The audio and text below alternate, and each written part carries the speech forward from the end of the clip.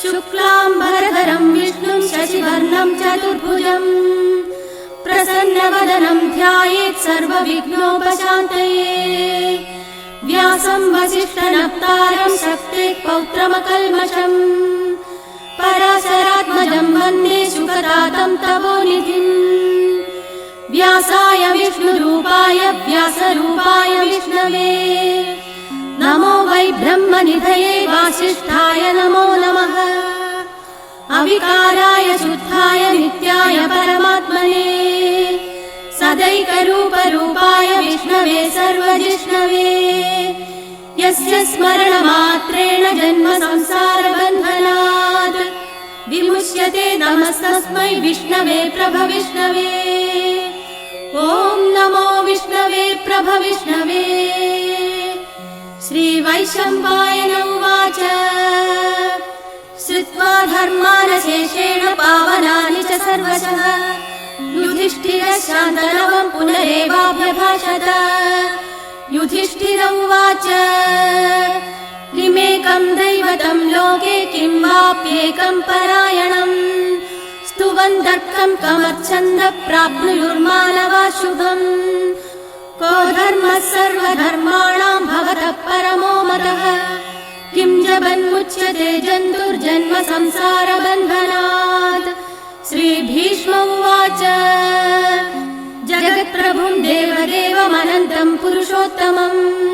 स्तुवन्नाम सहस्रेण पुरुषः सददोत्थितः। तमेव चार्चयन् नित्यं भक्त्या पुरुषमव्ययम् ध्यायन् स्तुवन् नमस्यं च यजमानस्तमेव च। अनादिनिधनं विष्णुं सर्वलोकमहेश्वरम् लोकाध्यक्षं स्तुवन् नित्यं सर्वदुःखादिगो भवेत्। ब्रह्मण्यं सर्वधर्मज्ञं लोकानां कीर्तिवर्धनम् लोकनाथं महद्भूतं सर्वभूतभवोद्भवम्। एष मे सर्वधर्माणां धर्मोऽधिकतमो मतः यद्भक्त्या पुण्डरीकाक्षं स्तवैरर्चेन्नरः सदा। परमं यो महत्तेजः परमं यो महत्तपः परमं यो महद्ब्रह्म परमं यः परायणम्। पवित्राणां पवित्रं यो मङ्गलानां च मङ्गलम् दैवतं देवदानां च भूतानां योग्यः पिता। यतः सर्वाणि भूतानि भवन्त्यादियुगागमे यस्मिंश्च प्रलयं यान्ति पुनरेव युगक्षये। तस्य लोकप्रधानस्य जगन्नाथस्य भूपते विष्णोर्नाम सहस्रं मे शृणु पापभयापहम्। यानि नामानि गौणानि विख्यातानि महात्मनः ऋषिभिः परिगीतानि तानि वक्ष्यामि भूतये। ऋषिर्नाम्नां सहस्रस्य वेदव्यासो महामुनिः छन्दोनुष्टुप् तथा देवो भगवान् देवकीसुतः।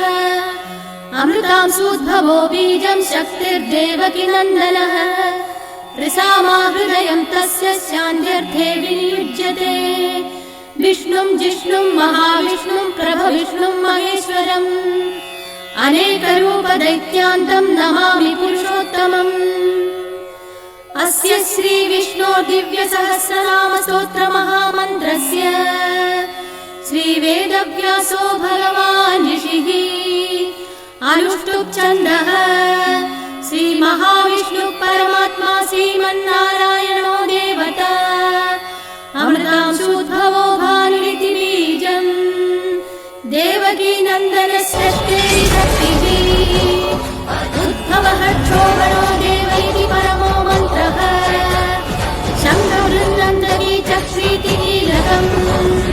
शार्ङ्गधन्वागराहरैद्यस्त्रम् रथाङ्गपाणिरक्षोभ्यैति नेत्रम् त्रिसामासामगः सामेति कवचम् आनन्दं परब्रह्मेति योनिः ऋदुः सुदर्शनकाल इति दिग्बन्धः श्रीविश्वरूप इति ध्यानम्। श्रीमहाविष्णुप्रीत्यर्थे सहस्रनाम जपे विनियोगः। ध्यानम् क्षीरोतन्वत्प्रदेशे सुचिमणिविलसत्सैकते मौक्तिकानाम् माला क्लृप्ता सरस्तस्फटिकमणिनिभैर्मौक्तिकैर्मण्डिताङ्गः शुभ्रैरभ्रैरधभ्रैरुपरि विरचितैर्मुक्तपीयूषवर्षैः आनन्देन पुनीयादरिनलिनगता शङ्खपाणिर्मुकुन्दः भूपादौ यस्य नाभिर्वियतसुरनिलश्चन्द्रसूर्यौ च नेत्रे कर्णावासा शिरोद्यौर्मुखपपितघनो यस्य वास्तेयमग्धिः अन्दस्तं यस्य विश्वं सुरनरखगो भोगि गन्धर्वदैत्यैः चित्रं रम्यम्यते तं त्रिभुवनवपुषं विष्णुमीशं नमामि। ॐ नमो भगवते वासुदेवाय। शान्ताकारं भुजगशयनं पद्मनाभं सुरेशं विश्वाधारं गगनसदृशं मेघवर्णं शुभांगं लक्ष्मीकान्तं कमलनयनं योगिहृद्यानगम्यं वन्दे विष्णुं भवभयहरं सर्वलोकैकनाथं मेघश्यामं पीतकौशेयवासं श्रीवत्साङ्गं कौस्तुभोद्भासिताङ्गं पुण्योपेतं पुण्डरीकायदाक्षं विष्णुं वन्दे सर्वलोकैकनाथम्। नमः समस्तभूतानामादिभूताय भूभृते अनेकरूपरूपाय विष्णवे प्रभविष्णवे सशङ्खचक्रं सकिरीटकुण्डलं सपीतवस्त्रं सरसीरुहेक्षणम् सहारवक्षस्थलशोभिकौस्तुभं नमामि विष्णुं शिरसा चतुर्भुजम् छायायां पारिजातस्य हेमसिंहासनोपरि आसीनमम्बुधश्याममायताक्षमलङ्कृतम् चन्द्राननं चतुर्बाहुं श्रीवत्साङ्किताक्षसम् रुक्मिणी सत्यभामाभ्यां सहितं कृष्णमाश्रये। ॐ विश्वं विष्णुर्वषट्कारो भूतभव्यभवत्प्रभुः भूतकृद्भावो भूतात्मा भूतभावनः भूतात्मा परमात्मा च मुक्तानां परमागतिः अव्ययपुरुषः साक्षी क्षेत्रज्ञोऽक्षर एव च योगो योगविदां नेता प्रधानपुरुषेश्वरः नारसिंहवपुः श्रीमान् केशवः पुरुषोत्तमः सर्वशिवस्ताणुर्भूतादिर्निधिरव्ययः सम्भवो भावनो भर्ता प्रभवः प्रभुरीश्वरः स्वयंभू शम्भुरादित्यपुष्कराक्षो महास्वरः अनादिनिधनो धाधा विधाधाधादुरुत्तमः अप्रमेयो ऋषिकेशः पद्मनाभो मनप्रभुः विश्वकर्मा मनुस्त्वष्टास्तविष्टस्तविरो ध्रुवः अग्राह्यः शाश्वतः कृष्णो लोहिताक्षप्रदर्दनः प्रभूतस्त्रितमुत्थाम पवित्रं मङ्गलं परम् ईशानप्राणदः प्राणो ज्येष्ठः श्रेष्ठः प्रजापतिः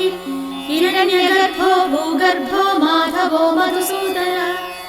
ईश्वरो विक्रमी धन्वी मेधावी विक्रमक्रमः अनुत्तमो दुराधर्षः कृतज्ञकृतिरात्मवान् सुरेशः शरणं शर्म विश्वरेता प्रजाभवः अहः संवत्सरो व्यालः प्रत्ययः सर्वदर्शनः अजः सर्वेश्वरः सिद्धः सिद्धिः सर्वादिरच्युतः वृषाकपिरमेयात्मा सर्वयोगविनिसृतः वसुर्वसुमना सत्यः समात्मा संविदिः समः अमोघः पुण्डरीकाक्षो वृषकर्मा वृषाकृतिः रुद्रो बहुशिरा बभ्रुर्विश्वयोनिः शुचिश्रवाः अमृतः शाश्वतस्ताणुर्वरारोहो महातपाः सर्वगः सर्वविद्भानुर्विश्वसेनो जनार्दनः वेदो वेदविदव्यङ्गो वेदाङ्गो वेदवित्कविः लोकाध्यक्षः सुराध्यक्षो धर्माध्यक्षः कृताकृतः चतुरात्मा चतुर्व्यूहः चतुर्धंष्ट्रः चतुर्भुजः भ्राजिष्णुर्भोजनं भोक्ता सहिष्णुर्जगदादिजः अनघो विजयो जेता विश्वयोनिः पुनर्वसुः उपेन्द्रो वामनप्रांशुरमोघः शुचिर्जितः अतीन्द्रः सङ्ग्रहः सर्गो धृतात्मा नियमो यमः वेद्यो वैद्यः सदा योगी वीरः माधवो अतीन्द्रियो महामायो महोत्साहो महाबलः महाबुद्धिर्महावीर्यो महाशक्तिर्महाद्युतिः अनिर्देश्य वपुः श्रीमानमेयात्मा महाधृधृक् महेश्वासो महीभर्ता श्रीनिवासः सतां गतिः अनिरुद्धः सुरानन्दो गोविन्दो गोविदाम्पतिः मरीचिर्दमनोहंसः सुपर्णो भुजगोत्तमः हिरण्यनाभः सुतवाक् पद्मनाभः प्रजापतिः अमृत्युः सर्वभृत्सिंहः सन्धाता सन्धिमान् स्थिरः अजो दुर्मर्षणः शास्ता विसृजात्मा सुरारिः गुरुर्गुरुतमो धामः सत्यः सत्यः पराक्रमः निमिषो निमिषः सद्विवाचस्पतिरुदारधीः अग्रणीर्ब्राह्मणी श्रीमान् न्यायो नेता समीरणः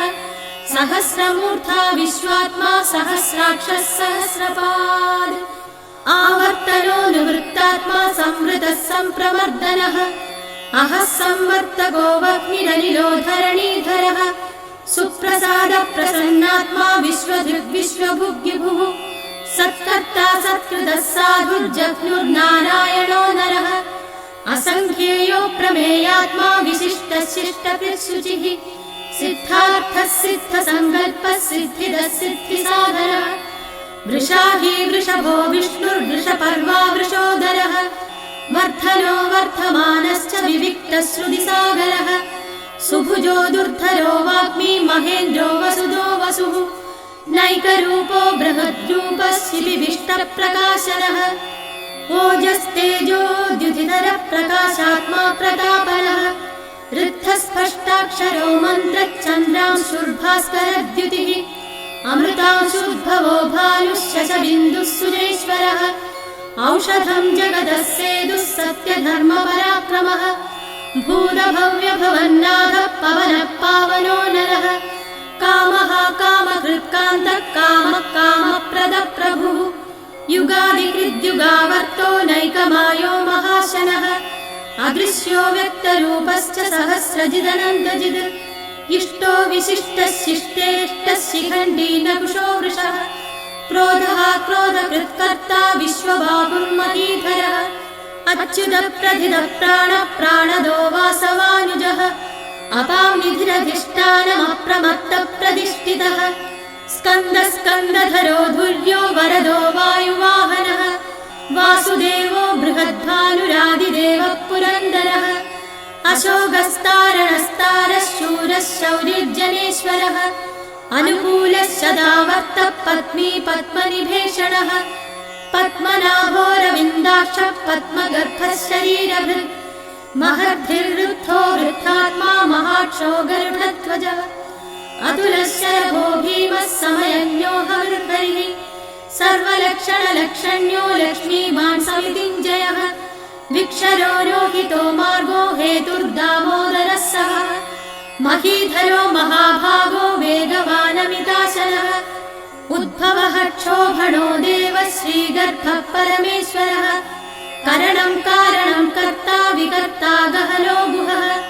व्यवसायो व्यवस्थानः संस्थानस्थानदो ध्रुवः परधिः परमस्पष्टस्तुष्टः पुष्टः शुभेक्षणः रामो विरामो विरतो मार्गो नेयो नयो नयः वीरः शक्तिमदां श्रेष्ठो धर्मो धर्मविदुत्तमः वैकुण्ठः पुरुषः प्राणः प्राणदः प्रणवप्रभुः हिरण्यगर्भः शत्रुघ्नो व्याप्तो वायुरथोक्षजः ऋतुः सुदर्शनः कालः परमेष्टि परिग्रहः उग्रः संवत्सरो दक्षो विश्रामो विश्वदक्षिणः विस्तारस्तावरस्थाणुः प्रमाणं बीजमव्ययम् अर्थोऽनर्थो महाकोशो महाभोगो महाधनः अनिर्विण्णस्तविष्टो भूर्धर्मयूपो महामखः नक्षत्रनिर्मिर्नक्षत्री क्षमः क्षामः समीहनः यज्ञयुज्यो महेज्यश्च क्रतुः सत्रं सदां गतिः सर्वदर्शी विमुक्तात्मा सर्वज्ञो ज्ञानमुत्तमम् सुव्रतः सुमुखः सूक्ष्मः सुघोषः सुखदः सुहृद् मनोहरो जितक्रोधो वीरबाहुर्विदारणः स्वापनः स्ववचो व्यापी नैकात्मा नैककर्मकृत् वत्सरो वत्सलो वत्सी रत्नगर्भो धनेश्वरः धर्मगुप्धर्मकृद्धर्मी सदसक्षरमक्षरम् अभिज्ञाता सहस्रांशुर्विधाता कृतलक्षणः गभस्तिनेमिः सत्त्वस्थः सिंहो भूतमहेश्वरः आदिदेवो महादेवो देवेशो देवभृद्गुरुः उत्तरो गोपतिर्गोप्ता ज्ञानगम्यः पुरातनः शरीरभूतभृद्भोक्ता कपीन्द्रो भूरि दक्षिणः सोमभो मृतपः सोमः पुरुजित्पुरुसत्तमः विनयो जयः सत्यसन्धो दाशार्हः सात्वतां पतिः जीवो विनयिता साक्षी मुकुन्दोमितविक्रमः अम्भो निधिरनन्दात्मा महोदतिशयोऽन्तकः अजो महार्हः स्वाभाव्यो जितामित्रप्रमोदनः आनन्दो नन्दनो नन्दः सत्यधर्मा त्रिविक्रमः महर्षिः कपिलाचार्य कृतज्ञो मेदिनीपतिः त्रिपदस्त्रिदशाध्यक्षो महाशृङ्गकृतान्तकृत् महावराहो गोविन्दः सुषेणः कनकाङ्गती गुह्यो गभीरो गहनो गुप्तश्चक्रगदाधरः वेधास्वाङ्गोजितः कृष्णो दृढसङ्घर्षणोच्युतः वरुणो वारुणो वृक्षः पुष्कराक्षो महामनाः भगवान् भगहानन्दी वनमाली हरायुधः आदित्यो ज्योतिरादित्यः सहिष्णुर्गतिसप्तमः सुधन्वाखण्डपरशुर्दारुणो द्रविणप्रदः दिवस्पृक् सर्वदृग्यासो वाचस्पतिरयो निजः त्रिसामासामगः सामनिर्वाणं भेषजं भिषक् सन्न्यासकृच्छमशान्तो निष्ठा शान्तिपरायणम् शुभाङ्गश्चान्तिदः स्रष्टा कुमुदः कुवलेशयः गोहितो गोपतिर्गोप्ता वृषभाक्षो वृषप्रियः अनिवर्ती निवृत्तात्मा संक्षेप्ताक्षेमकृच्छिवः श्रीवत्सवक्षा श्रीवासः श्रीपतिः श्रीमताम्बरः श्रीधः श्रीशः श्रीनिवासः श्रीनिधिः श्रीविभावनः श्रीधर श्रीकर श्रेयः श्रीमान् लोकत्रयाश्रयः स्वक्षस्वङ्गश्चदानन्दो नन्दिर्ज्योतिर्गणेश्वरः विजितात्मा विधेयात्मा सत्कीर्तिच्छिन्न संशयः उदीर्णः सर्वदश्चक्षुरनीशः शाश्वतस्थिरः भूषयो भूषणो भूतिर्विशोगशोगनाशनः अर्चिष्मानर्चितः कुम्भो विशुद्धात्मा विशोधनः अनिरुद्धो प्रतिरथः प्रद्युम्नोमितविक्रमः कालनेमिनिहावीरः शौरिशूरजनेश्वरः त्रिलोकात्मा त्रिलोकेशः केशवः केशिहा हरिः कामदेवः कामपालः कामीकान्तः कृतागमः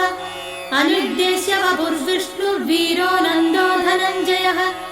ब्रह्मण्यो ब्रह्मकृद्ब्रह्मा ब्रह्म ब्रह्मविवर्धनः ब्रह्मविद्ब्राह्मणो ब्रह्मी ब्रह्मज्ञो ब्राह्मणप्रियः महाक्रमो महाकर्मा महातेजा महोरगः महाक्रतुर्महायज्वा महायज्ञो महाहविः सव्यस्तव प्रियस्तोत्रं स्तुतिस्तोदारणप्रियः पूर्णपूरयिदा पुण्यकीर्तिरनामयः मनोजवस्तीर्थकरो वसुरेता वसुप्रदः वसुप्रदो वासुदेवो वसुर्वसुमनोहविः सद्गतिः सत्कृतिः सत्ता सद्भूतिः सत्परायणः शूरसेनो यदुश्रेष्ठः सन्निवासः सुयामुनः भूता वासो वासुदेवः सर्वासु निलयो नलः दर्पः दर्पदो दृप्तो दुर्धरोधा पराजितः विश्वमूर्तिर्महामूर्तिर्दीप्तमूर्तिरमूर्तिमान् अनेकमूर्तिरव्यक्तः शतमूर्तिः शताननः एकोनैकः सवक्कः किं यत्तत्पदमनुत्तमम् लोकबन्धुर्लोकनाथो माधवो भक्तवत्सलः सुवर्णवर्णो हेमाङ्गो वराङ्गश्चन्दनाङ्गती वीरः विषमशून्यो कृथाशीलचलश्चलः अमानी मानदो मान्यो लोकस्वामी त्रिलोकधृक् सुमेधा मेधजो धन्यः सत्यमेधाधराधरः तेजो वृषो द्युतिधरः सर्वशास्त्रभृताम्बरः प्रग्रहो निग्रहो व्यग्रो नैकशृङ्गो गदाग्रजः चतुर्मूर्तिश्चतुर्बाहुश्चतुर्व्यूहश्चतुर्गतिः चतुरात्मा चतुर्भावश्चतुर्वेदविदेगपात् समावर्तो निवृत्तात्मा दुर्जयो दुरतिक्रमः दुर्लभो दुर्गमो दुर्गो दुरावासो दुरारिः शुभांगो लोकसारङ्गः सुतन्दुस्तन्दुवर्धनः इन्द्रकर्मा महाकर्मा कृतकर्मा कृतागमः उद्भवः सुन्दरः सुन्दरो रत्ननाभः सुलोचनः अर्को वाजस्सनः शृङ्गी जयन्तः सर्वविजयी सुवर्णबिन्धुरक्षोभ्यः सर्ववागीश्वरेश्वरः महाह्रदो महागर्तो महाभूतो महानिधिः कुमुदः कुन्दरः कुन्दः पर्जन्यः पावनो निलः अमृताशो मृतवपुः सर्वज्ञः सर्वतोमुखः सुलभः सुव्रतः सिद्धः शत्रुजिच्छत्रुतापनः न्यग्रोधोदुम्बरोश्वर्थश्चाणूरान्ध्रनिषूदनः सहस्रार्चिः सप्तजिह्वः सप्तैधा सप्तवाहनः अमूर्तिरनघोचिन्त्यो भयकृद्भयनाशनः अणुर्बृहत्कृशस्थूलो गुणभृन्निर्गुणो महान् अधृतस्वधृतस्वास्य प्राग्वंशो वंशवर्धनः भारभृत्कथितो योगी योगीशः सर्वकामदः आश्रमश्रवणक्षामः सुपर्णो वायुवाहनः धनुर्धरो धनुर्वेदो दण्डो दमयिता दमः अपराजितः सर्वसहो नियन्ता नियमो यमः सत्त्ववान् स्वात्विकः सत्यः सत्यधर्मपरायणः अभिप्रायप्रियार्होर्गः प्रियकृत्प्रीतिवर्धनः विहाय सगतिर्ज्योतिः सुरुचिर्कुतभुग्गिभुः रविर्विलोचनः सूर्यः सविता रविलोचनः अनन्दो हुतभुग्भोक्ता सुखदो नैकजोऽग्रजः अनिर्विण्णः सदामः श्रीलोकाधिष्ठानमद्भुतः सनातनतमः कविरः कविरव्ययः स्वस्तिदः स्वस्तिकृत् स्वस्ति स्वस्तिभुक् स्वस्ति दक्षिणः अरौद्रकुण्डली चक्री विक्रम्यूर्जितशासनः शब्दादिकः शब्दसः शिशिरः शर्वरीकरः अक्रूरपेसलो दक्षो दक्षिणः क्षमिणाम्बरः विद्वत्तमो वीरभयः पुण्यश्रवणकीर्तनः उत्तारणो दुष्कृतिः पुण्यो दुःस्वप्ननाशनः वीरः रक्षणः सन्तो जीवनः पर्यवस्थितः अनन्तरूपो नन्दश्रीर्जितमन्युर्भयापहः चतुरश्रो गभीरात्मा विदिशो व्यादिशो दिशः अनादिर्भूर्भुवो लक्ष्मी सुवीरो रुचिराङ्गतः जननो जनजन्मादिर्भीमो भीमपराक्रमः आधारनिलयो धाता पुष्पः सप्तजागरः ऊर्ध्वः स्वत्पथाचारः प्राणदः प्रणवः प्रणः प्रमाणं प्राणनिलय प्राणभृत् प्राणजीवनः तत्त्वं तत्त्वविदेकात्मा जन्म मृत्युजरातिकः भूर्भुवः स्वस्तरुस्तारः सविता प्रपितामहः यज्ञो यज्ञपतिर्यज्ञो यज्ञाङ्गो यज्ञवाहनः यज्ञभृत् यज्ञकृत् यज्ञी यज्ञभुक् यज्ञसाधनः यज्ञानकृत् यज्ञगुह्यमन्नमन्नादयेव च आत्मयोनिः स्वयं जातो वैखानः सामगायनः देवकीनन्दनः स्रष्टाक्षिरीशः पापनाशनः शङ्खभृन्नन्दकी चक्री शार्ङ्गधन्वा गदाधरः रथाङ्गपाणिरक्षोभ्यः सर्वप्रहरणायुधः सर्वप्रहरणायुधो ॐ नम इति वनमाली गती शार्ङ्गी शङ्खी चक्री च नन्दकी श्रीमान्नारायणो विष्णुर्वासुदेवोऽभिरक्षतु वनमाली गती शार्ङ्गी शङ्खी चक्री च नन्दकी श्रीमान्नारायणो विष्णुर्वासुदेवोऽभिरक्षतु वनमाली गती शार्ङ्गी शङ्खी चक्री च नन्दकी श्रीमान्नारायणो विष्णुर्वासुदेवोऽभिरक्षतु इतीदं कीर्तनीयस्य केशवस्य महात्मनः नाम्नां सहस्रं दिव्यानाम् अशेषेण प्रकीर्तितम् य इदं शृणुयान्नित्यं यश्चाभिपरिकीर्तयेत् नाशुभं प्राप्नुयात् किञ्चित् सोमुद्रेह शमानवः वेदान्तगो ब्राह्मणस्य क्षत्रियो विजयी भवेत् वैश्यो धनः समृद्धस्य शूद्रः सुखमवाप्नुयात् धर्मार्थी प्राप्नुयात् धर्मम् अर्थार्थी शान्तमाप्नुयात् कामानवाप्नुयात् कामी प्रजार्थी शाप्नुयात् प्रजाः भक्तिमान् यः सदोत्थाय शुचिस्तद्गतमानसः सहस्रं वासुदेवस्य नाम्नामेतत् प्रकीर्तयेत् यशः प्राप्नोति विपुलं याति प्राधान्यमेव च अचलां श्रियमाप्नोति श्रेयः प्राप्नोत्यनुत्तमम् न भयं क्वचिदाप्नोति वीर्यं तेजश्च विन्दति भवद्यरोगो द्युतिमान् बलरूपगुणान्वितः रोगार्थो मुच्यते रोगात् बद्धो मुच्येद बन्धनात् भयान्मुच्येद भीतस्तु मुच्येदापन्न आपदः दुर्गाण्यति तरत्यासु पुरुषः पुरुषोत्तमम् स्तुवन्नाम सहस्रेण नित्यं भक्तिसमन्वितः वासुदेवाश्रयो मर्त्यो वासुदेवपरायणः सर्वपापविशुद्धात्मा याति ब्रह्मः सनातनम् न वासुदेव भक्तानामशुभं विद्यते क्वचित् जन्म मृत्युजरा व्याधि भयं नैवोपजायते इमं स्तवमधीयानः श्रद्धा भक्तिसमन्वितः युज्येतात्मा सुखशान्ति श्रीहृदि स्मृतिकीर्तिभिः न क्रोधो न च मात्सर्यं न लोभो नाशुभा मतिः भवन्ति कृतपुण्यानां भक्तानां पुरुषोत्तमे दंसचन्द्रार्कनक्षत्रागं दिशो भूर्महोदधिः वासुदेवस्य वीर्येण विदृढानि महात्मनः ससुरासुरगन्धर्वं सयक्षोरगराक्षसम् जगद्वशे वर्तते तं कृष्णस्य सचराचरम् इन्द्रियाणि मनोबुद्धिः सत्त्वं तेजो बलं धृतिः वासुदेवात्मकान्याहुः क्षेत्रं क्षेत्रज्ञ एव च सर्वागमानामाचारप्रथमं परिकल्पते आचारप्रभवो धर्मो धर्मस्य प्रभुरच्युतः ऋषयः पितरो देवा महाभूतानि धातवः जङ्गमाजङ्गमं चेदं जगन्नारायणोद्भवम् योगो ज्ञानं तथा साङ्ख्यं विद्या शिल्पादिकर्म च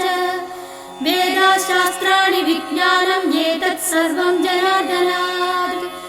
एको विष्णुर्महद्भूतं बृहद्भूतान्यनेकशः त्रीन् व्याप्य भूतात्मा पुंते विश्वभुरव्ययः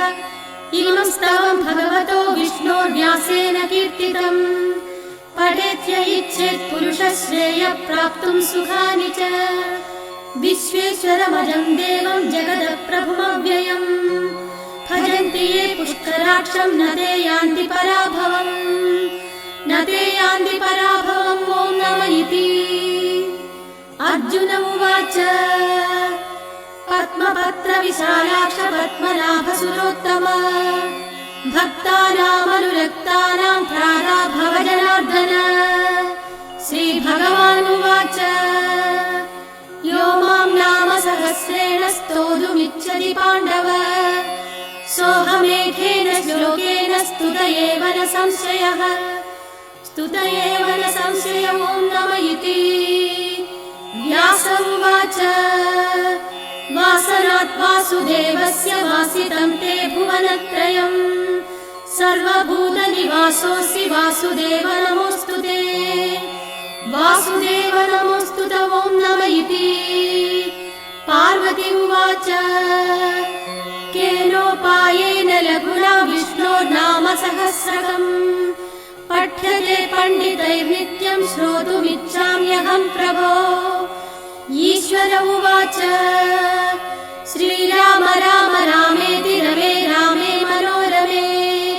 सहस्रनाम तत्तुल्यं राम नाम वरानने श्रीराम राम रामेति रमे रामे मनोरमे सहस्रनाम तत्तुल्यं राम नाम वरानने श्रीराम राम रामेति रमे रामे मनोरमे सहस्रनाम तत्तुल्यं राम नाम वरानने राम नाम वरानन ॐ नमः इति